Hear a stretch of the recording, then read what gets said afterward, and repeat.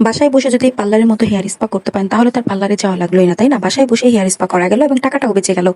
আর অনেকদিন যাবত আমার চুলটা একটু রুক্ষ হয়ে গিয়েছিল, প্লাস হচ্ছে ড্যামেজ হয়ে গিয়েছিল।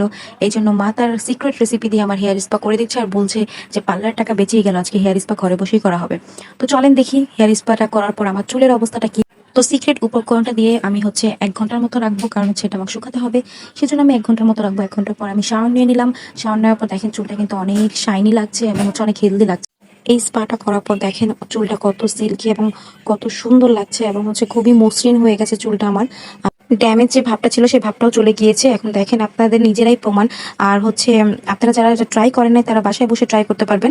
যাদের এটা সিক্রেট রেসিপিটা লাগবে তারা অবশ্যই কমেন্টে জানিয়ে দেবেন, আমি নেক্সট ভিডিওতে এই সিক্রেট রেসিপিটা অবশ্যই জানিয়ে দিব।